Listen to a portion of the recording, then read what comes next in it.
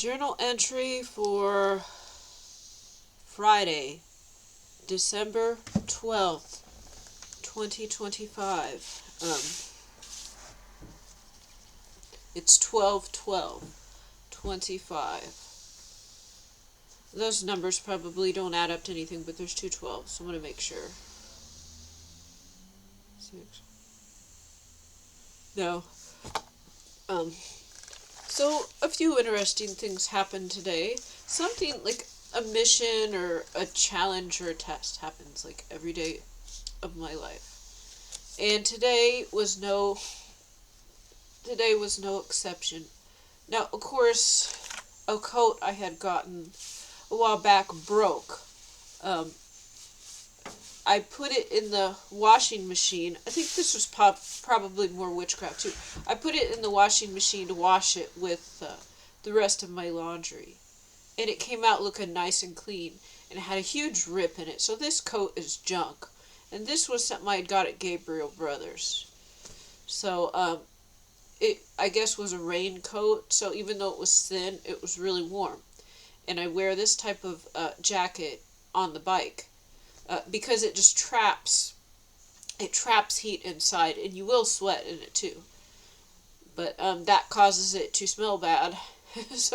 But hopefully the store takes this back, because I did it how I zipped it, or I flipped it. I did what the instructions said, and it had a huge rip down the side, and it was inside out. So when I looked at it, they had this really thin string used to make the jacket. So watch, I'll get screwed again. But I think I'm going to try to return it, or at least see if they'll exchange it, because that shouldn't happen.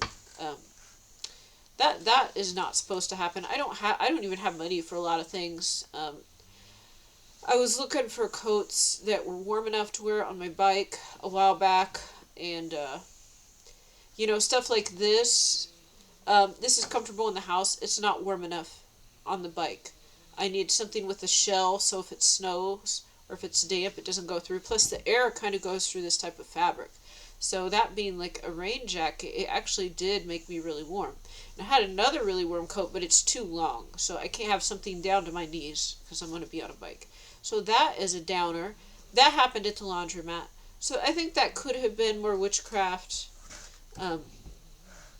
Some of these spirits can actually leave the body and go and physically do things with their hands and go back in.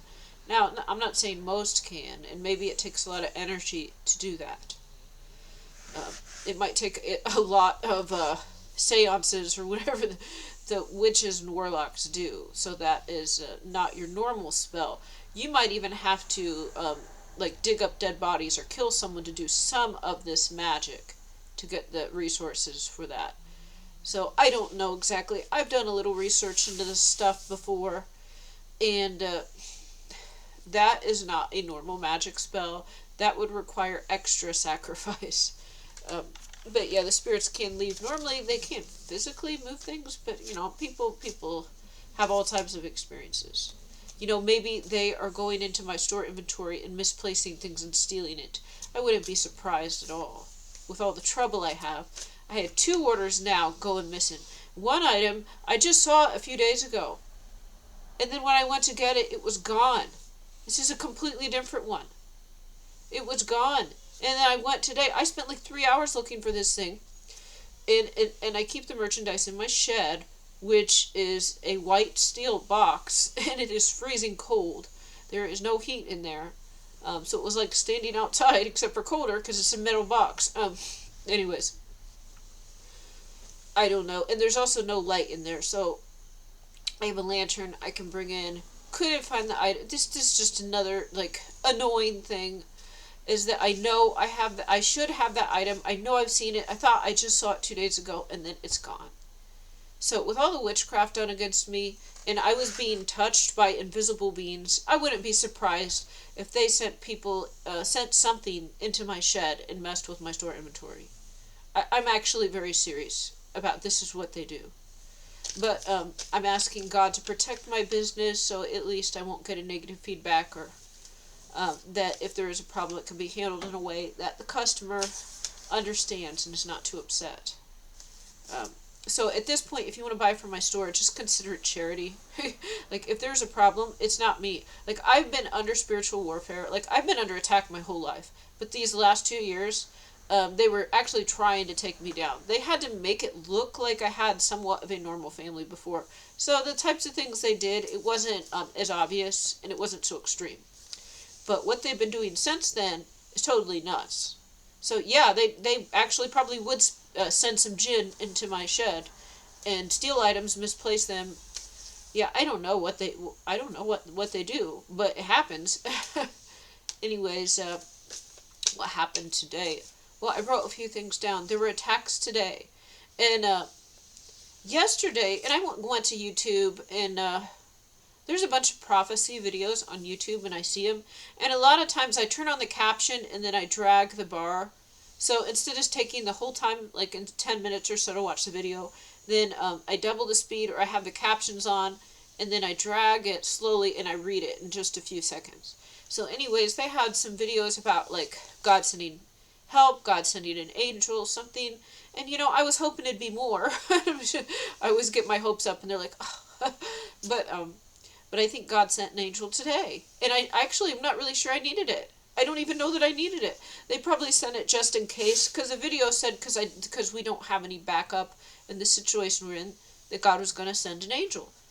Okay, so what happened today? I woke up at like 8 something, even though my alarm was set for 11, and I didn't have enough sleep. I've been like kind of sniffling and feeling like I have a cold. It's not too bad, but I think this was witchcraft. I think that, and some of witchcraft is they just put stuff in they get you sick on purpose. That's actually witchcraft. A lot of this is actually physical stuff. That it's not voodoo. It's not magic. Like, a lot of witchcraft is just science. They will get you sick. They will, like, have their hand dirty or cough and onto your stuff, or have a hand, or sprinkle some germs or something into your drink. Like, they do all types of things. That's witchcraft. Like, poisoning is witchcraft. So I don't know. Maybe not at all. Maybe I just did get like a little cold on my own. But I do know that my food was poisoned, and it was shortly after this that like the next week I started to like feel not necessarily sick, but just my nose is running all the time, and then when I pedal on the bike, I get tired, and it's harder to go up the hill. So I'm thinking, even though I feel pretty much okay, I probably do have a cold or something because of this. So I'm not cycling quite as fast.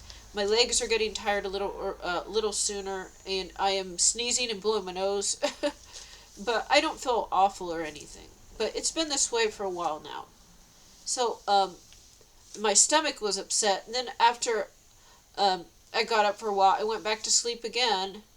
And then, like, I had my volume on the computer turned all the way up to have an alarm set, which still wouldn't wake you up unless you already know and you've had enough sleep. But then I get stupid spam calls on my Google Voice, and then, and then these keep happening, and it's like I didn't get more good sleep. That was sabotaged, these spam calls. They come from Obamacare, by the way. Obamacare is set to expire January 1st. So at that point, funding for Obamacare should be gone, and these spam calls should stop. Okay, this was just probably, I don't know, 1 minute or less, maybe 5 seconds of research found out half of this, and the other was asking a question to the callers on the phone. Unfortunately, I missed when I asked them at first, because that sounded a lot better. I should have just clicked record from the beginning. The spam callers will tell you, and you'd say where you get your funding from. They get their funding to do the robocalls and to do the calls from third world countries from Obamacare, which is set to expire. They want to get as many people onto it as possible, so that we all get angry at the Trump administration, or, then our rates go up, or, just chaos. That's what it's all about. Just, they want to destroy the system. The system does need destroyed. It needs to be redone. But don't sign up for Obamacare. And they don't even work. Like, they called me like probably 100 times already, if not more. And, I even, like, answered all their questions a couple times. They were supposed to mail me something, and I was approved, and I'd have my $2 a month healthcare plan. Never came. Never got anything in the mail. Then later, they're supposed to give me a free one. never came, nothing in the mail. So even if you actually answer all their questions, it's still a scam. You don't even get anything. And it's not even you get the application. You're supposed to be approved, and then you get the paperwork. Nothing.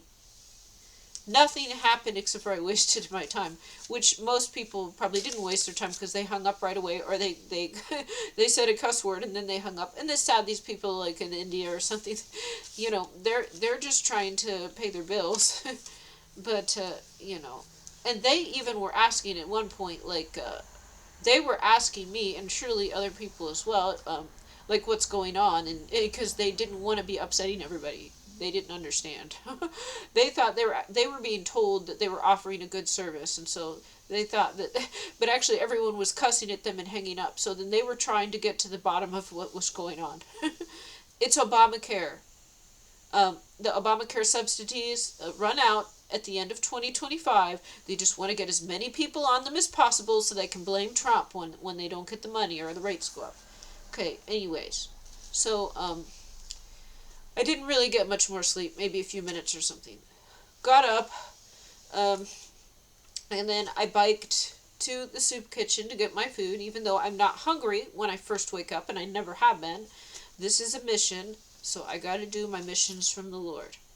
And then, of course, when I get to the downtown area, you're not allowed to bike on the sidewalk in this downtown area. It's only a couple of blocks, actually, where... and they have signs all over this one street. They have painted bicycles onto the road, and they put up signs that say share the road with a picture of a bike. And there is no bike lane on a couple of these streets. So there is a small area. So there is a traffic circle that is one lane. It is too narrow, and it has raised sidewalks around it. It is too narrow. You cannot pass a bicycle on this circle. It just goes around. It just goes around like a Christmas tree. So it's not even, it's just a little traffic circle. It's one lane. And then it's got crosswalks. It's got like 4 crosswalks on it too. And it's 25 miles per hour. So anyways, and I go pretty fast as a cyclist, but I tried many different things before I made up my mind what I was going to do.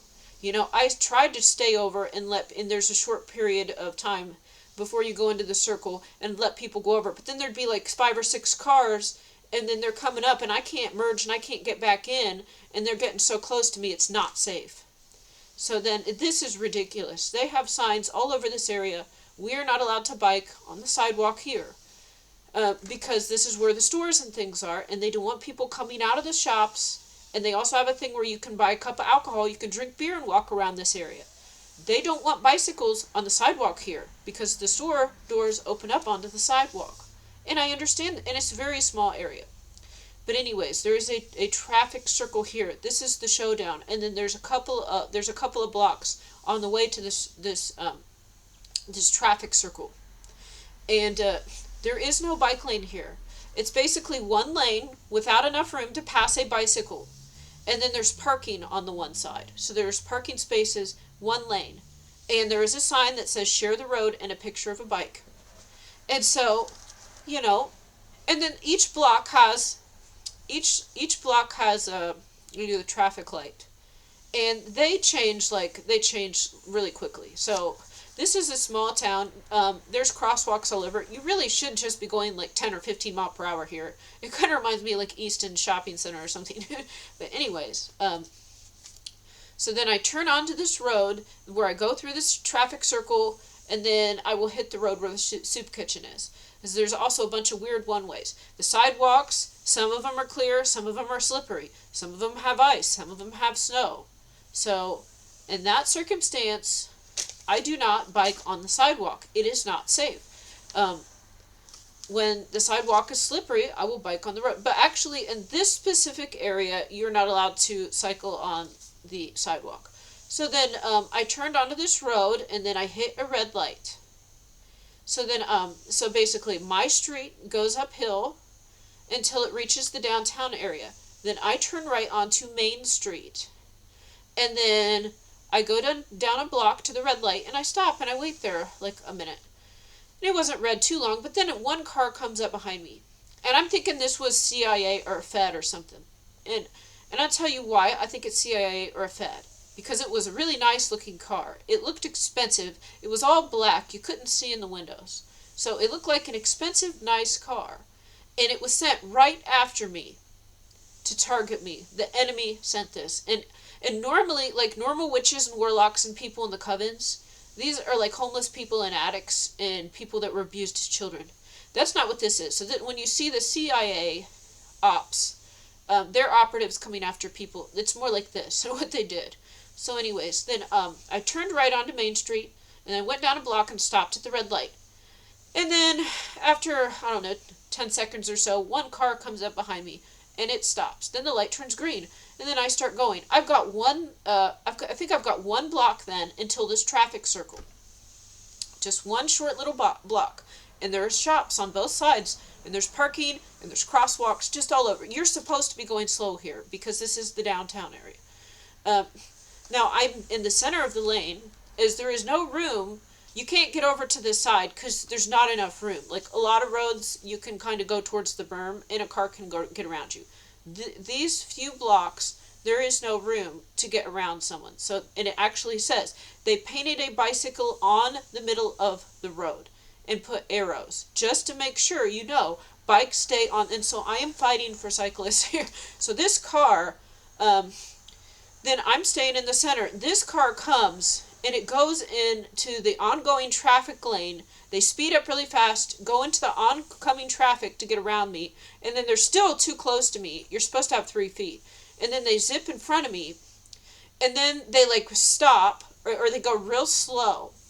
So they're going like this right in front of me. And so then I just got behind them. I'm like this close to them in my bike. And they're going like half as fast as I would normally go on my bike. And they go real slow. So they're from the red light where I was stopped. Then I sat there a minute, and then they came up behind me. And then I start going. As I start going, they go around me into the oncoming traffic, which you're not supposed to pass here. It's like a small little block. And then they stop, and they go real slow right in front of me. And then I just get right up on their ass, but I was this close to their car. I didn't touch it. You're not allowed to do that. But then I just got right up to their car, and they were going real slow, and they go right up to the traffic circle. And then they were able to just go right onto the traffic circle. But what they did instead is they stopped and waited until cars were coming. So they could have just went. But they stopped and waited, and they waited until 3 cars were coming around, and then waited until they got close, and then went. So they were trying to leave me and make me wait. So I just followed them. I saw the cars, but then, I'm pretty fast on my bike. I go 80% as fast as the car does. Okay? I'm not one of those slow people. I actually tried to be respectful to people on the road, and it was downhill too. So I will try to go fast. Maybe I'm going 15 mile per hour, and you want to go 25, but there's crosswalks, and there's there's street signs every block or something. So anyways, so they wait until the cars are almost at where we are, and then they go. But I just was right on their ass, and I followed right after them. And they didn't expect that. They expected me to wait. And then they turned off, so then you could have went right, and then...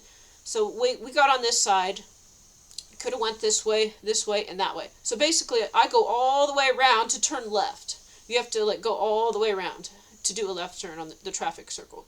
And so they were going straight through. And I was right upon, they tried to, accelerate kind of quickly and then leave me. But I just followed right behind them. And then they went straight through. And I was right behind their ass. And then I went like this, and I just stood up good job. And then I waved at him that I was right behind him. So they had some sports car or something, they're trying to show me, but I was on my bike, and I was right behind their ass. So this is the showdown. I think this is not your normal witches and warlocks. They probably sent the CIA to do this. This is how ridiculous the Kingdom of Darkness is. This is what they have resorted to. Because this is my means of transportation. I normally love to bike on the sidewalk. I don't want to be in the road. But since we've had some snow, then I will go on the road when the sidewalks are not clear. And in this downtown area, we're not allowed to cycle on the sidewalk. and there is a traffic circle with no, like 3 different days I actually tried to stay to the side and let people by. There was not enough room, and it was really unsafe, and then I would be stuck and waiting for them to get through. So then I'm like, no, I'm actually supposed to be in the center of this road here. It goes in a circle and it continues onto a 25-mile-per-hour road. So anyways, they're trying to intimidate me. So basically I just followed the guy. I'm like, good job, good job. And so I was like just as fast as him in his little sports car. No, my bike is not as fast as a normal car. It's not. But I do try to go pretty quickly. And on the regular roads, I get over to the side. I get over a little bit so that people can go around. I understand that. But if the sidewalks are clear, then of course I would rather cycle on the sidewalks. So that was a little showdown today. I think I'm going to try it again next time. I'm going to try, because actually the day before I pointed at I was in front of somebody, I knew they were going to try something and be an asshole. So I pointed at that share the road with cyclists sign. I pointed at it as I went past it on my bike. And then I pointed at the picture of the bike on the road. I pointed as I went by. That's why I'm thinking this is probably like a CIA witch, warlock type thing. A CIA enemy, because they knew I did that the day before. They probably had surveillance of, because this is the downtown area. They've got cameras and stuff set up. So they knew I did that before. They were waiting for me, and then they came up behind me at the red light, knowing that this is the way I go now. But they didn't they wanted to, so I went real slow behind them, and then instead of going directly onto the traffic circle, because there was no one there, they waited until people were coming. But I just followed them. And because I'm not that slow. I'm sorry. I was able to just go right behind them, like, I was their trailer or something. So, good luck. I'm going to do it again tomorrow. You want to try? That's fine. I'll go right down. You do it again. I'm going to go to the police station, and I'm going to tell them. Because I am actually breaking the law by cycling, the city law, by cycling on the sidewalk there. And you know very well there is no bike lane on that road. And there is no room to ride next to. So they're just trying to bully people so that we don't have any options. And actually, since on the way home today, the sidewalks there were pretty clear. So I did go on the sidewalk, even though I wasn't supposed to, because it was like 5:30 and hardly anybody was out, and it was like getting dark. So I just did anyways, because there was a lot of cars on the road and there weren't many people walking around. So, but that was me at that point making a decision. I choose, like, is there ice and snow on the sidewalk? Are there a lot of people on the sidewalk walking around? Is this like rush hour traffic? I think about this when I decide where I'm going to ride my bike. I mean, I actually try to be considerate to people. But the thing is, you can't intimidate me. You will not bully me. You will not force me off the road. And if you try to do that, then I will be a bigger bicycle Karen tomorrow and the next day, and I will continue to do so until this changes. You try that again, I'm going to the police station. I'll just go to the police station and tell them. Because, I see cars in that traffic circle go slower than I do on my bike. Anyways, so then I go in. They always have, like, a short little sermon before their lunch. And I missed most of them because I'd always be a few minutes late. But I've been able to hear a few of them. And that's it's probably God too, because when I first started going, it wasn't that type of religious assignment like a church. There were other things that God wanted me to focus on, and now that I've been there for a while, then God is having me listen to these as well. But that was not what I was supposed to focus on when I first started going. There was other things. There was other threats and things. So and the message was Matthew 5:44. And where we are to pray, like when you have an enemy, to pray for your enemies, pray to soften your enemies' hearts. And that's what I mean, like when they speak to you. So I did. But I never will pray that about, and I said, unless God sends an angel to tell me, if there is a person in a car that is threatening a cyclist, though, I call instant karma. Other enemies, soften the hearts. But if you're a narc in a car and you are running cyclists off the road, then instant karma. And I saw some instant karma the other day, I think. Okay. So, there was an attack today. There were some attacks. They try to get me every day. And this is what God wanted me to focus on instead of hearing the sermons in the beginning. Because there was good messages, but then one of their guest people they brought in, evangelist, he was an enemy. They may or may not know that, because the main guy who works there, or he volunteers, he's in there all the time, he does not say that type of message. He actually says God, and he encourages people to make good choices. But this evangelist was an enemy, where he was talking about blood sacrifice, and that's the wrong message, because what he was saying was a lie. Unless these people have a change of heart and repent, then they will not be going to heaven. I'm just going to say, if they come up against me and try to get me, it's not even that. Like, other people too, that are good, the demons in them will come and attack them. They're not going to be going to heaven, I'm sorry. And this is not what they need to hear. But not everybody is horrible, I'm not saying that. But when you take drugs, and basically that is the sorcery, it allows the demons to possess the body, and then they take over. So you have picked a side by taking the devil's sorcery. Okay, they're potions. So today, I always look for where there's kind of an open space with less people. What logically makes sense, and I just sit there. There was quite a lot of people today. I sat down, there's kind of a little bit heavy black woman, and she's kind of pretty, but she's just kind of, maybe she's my age or something, I don't know, but she works for the Kingdom of Darkness, and she was the first one when I went in, other than the narcissist, to attack me. She might be, one of his supplies, or in his circle, or one of his relatives, I don't know, but she was, so the first day after, the first time I noticed people in the soup kitchen attacking me, she was there, and she either blocked, like, the view to my tray so someone could poison it, or she poisoned it herself. So she might have just blocked the view while the man she was with did it. So, but anyways, she was sitting down, like 2 seats from the end. On the end of the table, and this is a white woman, and she's got kind of like the hillbilly look. I'm not trying to make fun of anybody. I'm just kind of to paint a picture of the truth. And apparently they are friends, and they are working in the Kingdom of Darkness, and they just try to get me. And so this is what I mean. I think God sent the angel. I saw in the messages on the YouTube videos that God was sending angels because we didn't have any backup or anything.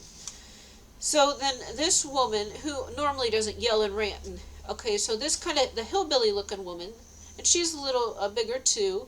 She has look like a hillbilly woman. Okay, and then she's friends with kind of a similar type of, like a black woman. She's not hillbilly, but just kind of quiet and laid back and works for the kingdom. They all work for the Kingdom of Darkness. And then she was like, kept cussing real loud and saying, like, and kicking somebody's ass, and like another guy did this like last week, and he did this to the people that paid for my laundry. And they actually were a little bit intimidated, I will say. He was trying to intimidate them. But actually, he was trying to intimidate me by me listening to him yell and rant and rave to the people sitting right next to me. And so this is what she did. And she was, like, real loud and cussing and trying to, like, fronting or so. I don't know how you say this, but... And I was just sitting there, and then my nose kept running, blowing my nose. And then, I'm facing this way. In the next table, there's a man sitting there, and he's like a light-skinned black man, just quiet. Looks like somebody you might see in a soup kitchen, and he's sitting, and I think somebody's sitting a couple seats from him, and he's just kind of watching a little bit, and not too much, but I did see him glance at me, but not that much. But I did see him glance at me once, and then, you could not help but notice, because, like, 2 seats down from me was the black woman.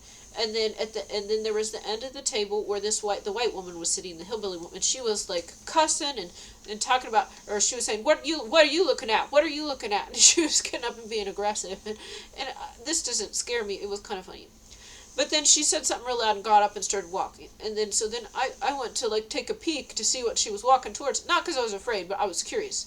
And then that man, who I think was the angel was sent, and he said, you don't look at it, or something. But it was like he was talking to somebody else, but speaking to me. He's saying you don't look. So like I did well to not react. I wasn't stressed out. I was calm. But when she said something and then she started storming off to the other side of the room, then I wanted to take a look and see what was going on. And then he mentioned it and you don't look at it because that apparently gives them more power, or they see it as a win or something if I look at it. But I'm like, oh, okay.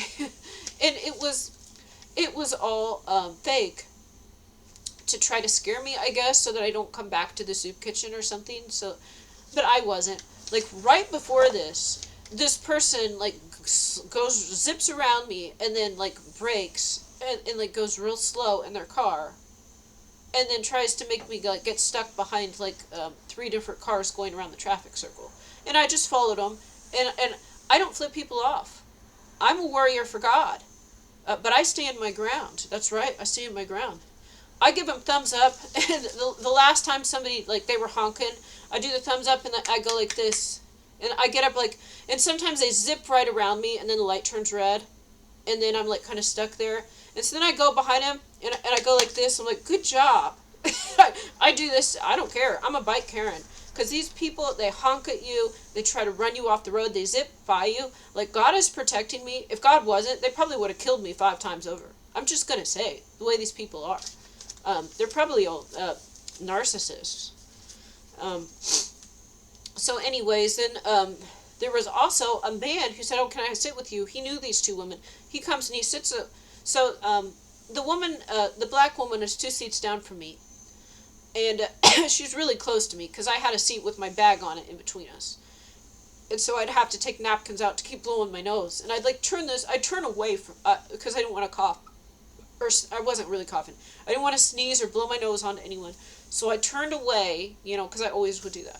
But anyways, he's like, can I sit with you? And then he says that to her, and he sits across from her. So he's really close to me. He's like, oh, I got you some napkins, and he had a couple of napkins, and he sits them in front of me, or something. And I said, oh, well, thank you, but I got some. I had my bag right next to me, and I showed him I had my napkins. He's like, oh. He's like, oh. I said, when I see people that don't have napkins, I just give them some.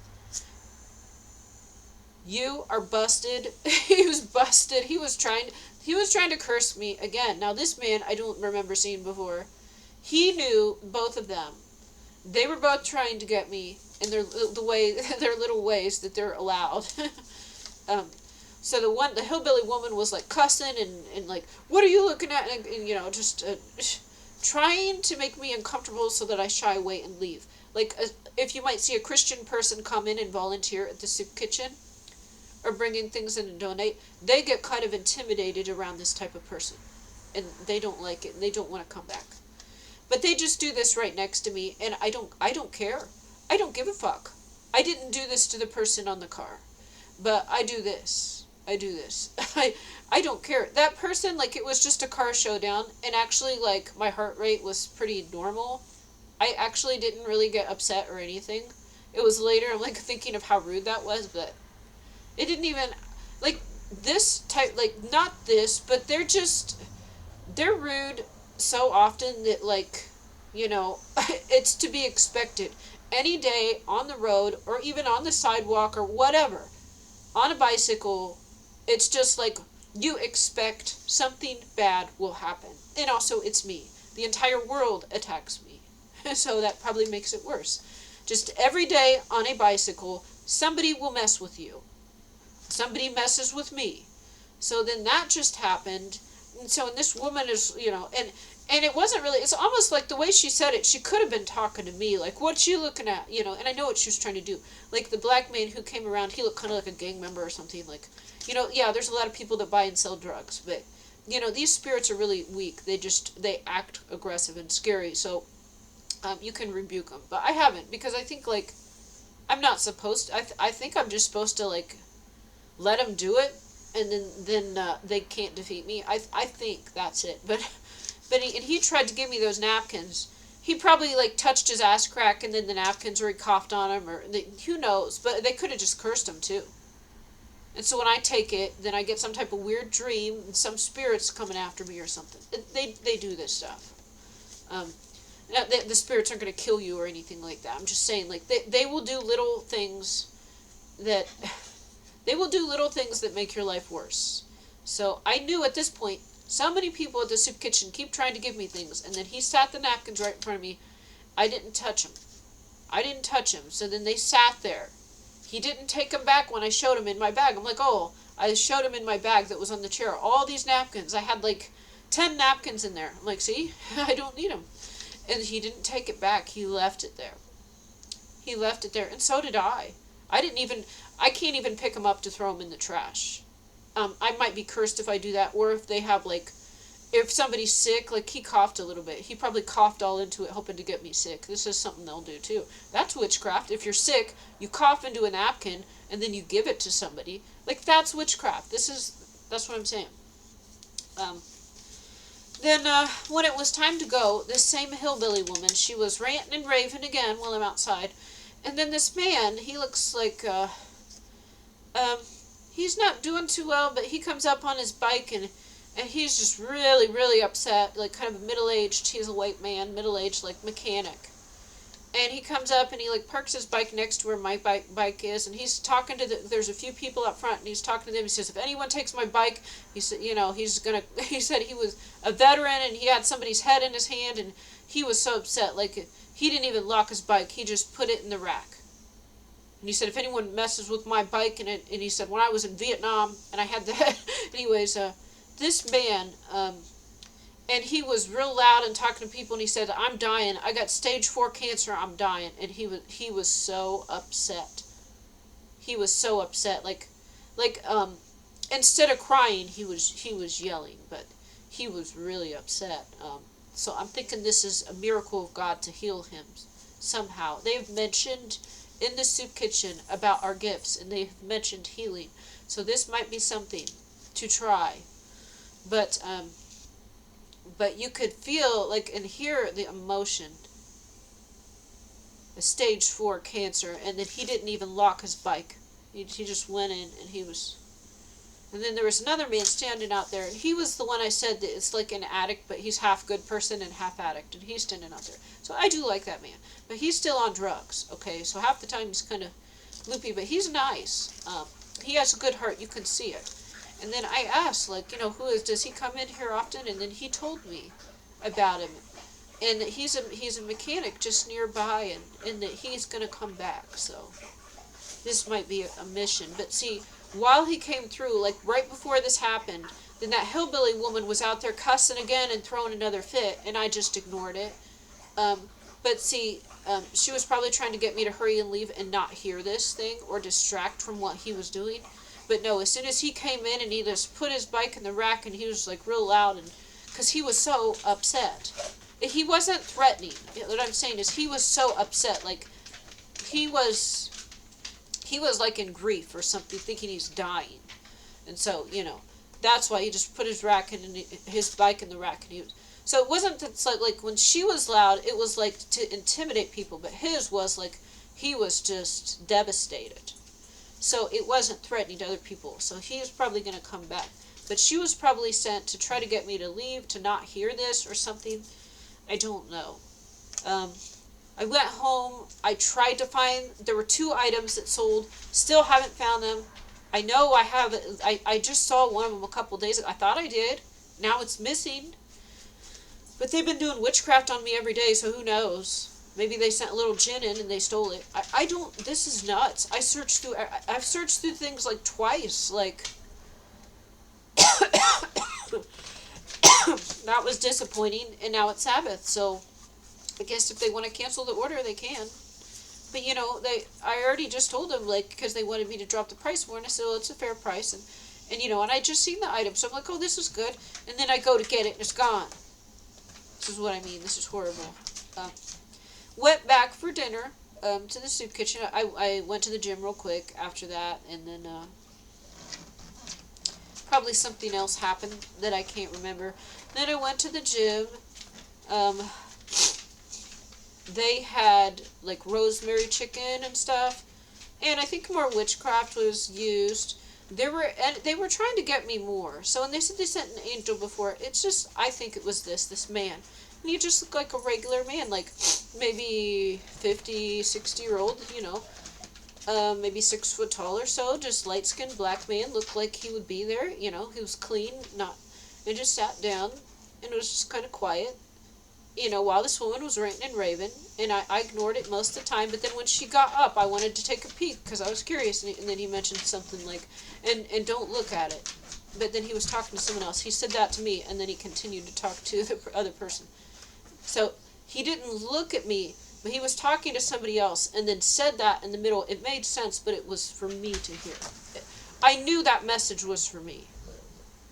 And then he kind of like joked a little bit to the person he was next to, but so in the evening there was just like people trying to maybe intimidate me, like the look on their face, or you know, just their body language. Is there was people in there that were trying to intimidate me. It does not intimidate me. The enemy is all talk. They can't do anything. They try to trick you into giving up your blessings, into running away, into being a coward, into sinning, into hurting others. So they had really greasy chicken. They had more of this lemon pie. Oh, I got a bunch of that earlier, and I got more of it. The food was good. It was really messy. My hands were so greasy, and then I had my coat off, and I'm thinking in my head, oh no, I don't have a spotter. I can't trust a single person in here. There are enemies around here. The man who had his phone playing real loud was sitting like 4 seats or 5 seats down on the same table as me. And then there was enemies in the surrounding area. And then that black woman, and I don't know if the hillbilly woman were there. So then there's someone that works there. There are people that work there that would be helpful, but they're busy. They're putting stuff away. They're working. So I'm thinking my hands are soaking in chicken grease. I can't leave my coat. I can't leave my bag. You know, my black coat just broke. I had a white coat on. So I think that witchcraft was used in damaging my coat. And then she called seconds, and then I hurried up and ate more. And so, because I knew when I left my tray, that was it. Somebody would probably mess with it. So then I just left like some chicken I might have brought back for my dogs, but it wasn't worth it to go ask for the foil. It just wasn't. And I went back and I got more, and I said, I came back for this chicken. This chicken, he's like, see? So there was a man that volunteers there before, and he talks to Mama Cat, and he is like taller. He's got a little bit of a surfer look, but he's got long blonde hair, and he looks like a nice man. Well, and he was talking to her, and he's like, see, she likes it. So maybe they had some discussion about the chicken, and they didn't think people would like it. Maybe because it wasn't barbecue or it wasn't fried. And I said, I came back for the chicken because it was good. And he's like, see, she likes it. So they were concerned no one would like the chicken. They just heard it. I said, chicken's good. And then they gave me more. I ate a lot of it. I like the skin was really yummy, and I ate a lot of the meat. But I didn't eat all of the meat, you know. Like, I ate almost all of the 2 plates. It was like 2 dinners, but then it came down to, I had 2 croissants, and then I had to leave half of a croissant because I wanted to get a second plate with more chicken and more dessert on it. And then they put like a little White Castle hamburger bun type thing on there, and I didn't eat that. But this is the only time I actually threw food away. Well, one time there was green beans with bacon in it. I threw that away. But this is the only time I actually threw something away because, you know, I just didn't really want it and I wasn't hungry. But it was like half of a bread croissant, and it was like a bun, like a little bun. So it wasn't anything that was nutritious. I still felt kind of bad, but, you know, to go and ask them to get foil was more of a hassle than to try to save this piece of bread. I mean, seriously. So yeah, there were people, like, trying to intimidate me in there. But, you know, it's kind of funny, is like, instead of them intimidating me, like, I had my food, and I picked up the chicken, and my hands were all greasy, and I was eating like a pig. I was, like, shoving the food into my mouth, and then I went and got more, and I ate more of it. And none of them intimidated me. I ate a lot of food, and I enjoyed it. And then I'm thinking, how do I clean my hands? And they have napkins now. They started to have napkins, like, a week ago. Before then, I don't remember there being a napkin dispenser. Now they're using one. So maybe they were out or something. But or maybe they normally do and they just didn't when I started going. So then I kept wiping my hands and then put a little dribble of water and wiped it again.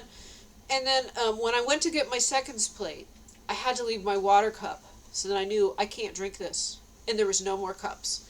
So to not make it look like it was obvious, they might see me doing this and just assume You know, that's what I was going to do anyways. And it wasn't because my drink could be poisoned, because it probably was.